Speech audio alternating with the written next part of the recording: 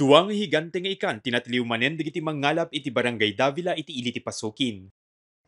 Immun una na iyawit ti mangalap ani Joseph Fuentes iti agarop 400 kilos a Blue Marlin wenno susay. Kalpasan laeng iti sumagmamanung aldaw, na iyawid met ti mangalap ani Crisanto de Villena ti agarop 500 kilos sa susay ken nabaluran iti saan na nabababangem 90,000 pesos. Uray inaldaw ang makikita dagiti residente ti ikan, arig na adda ti instant fiesta ti lugar da gapu kadagiti natiliw nga higante a susay. Iti panagbisita mi iti lugar, adda ni Crisanto ken ni Joseph iti teng nga titaaw, ngem nakasarsarita mi iti nang i-video kadagiti napagasata na mangalap ani Marvin. Sa laot po, diskarte po talagang mahalaga. Ang nagkarga po nun ay 6 na tao lang. Tapos ang ginawa po nila, nilagyan muna nila ng tubig yung bangka para mas bumaba sa dagat. Saka po nila pinagtulungang hatakin pataas.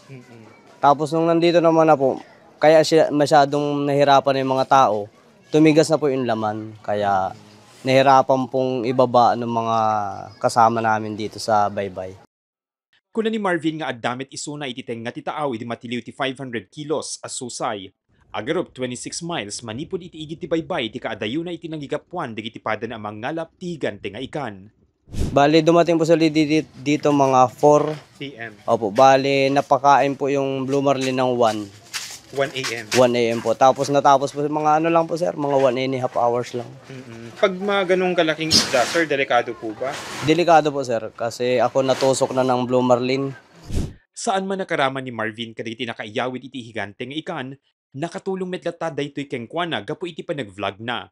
Iti agdama addaan daytoyan tinasurok 600,000 followers.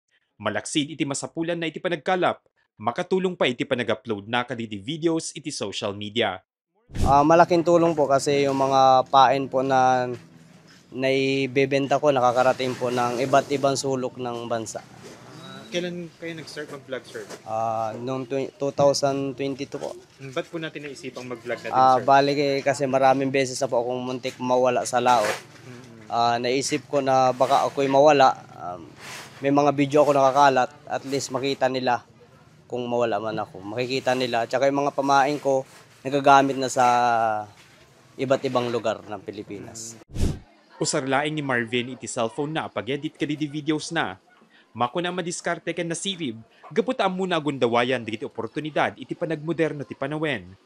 Tubong marindoke, ngem napalaos ti panagyaman na, gaputan na sarakan na iti napinpintas sa biag para iti pamilya na iti kabaybayan ti Ilocos Norte. Mark Magdirila, Balitang Solid North.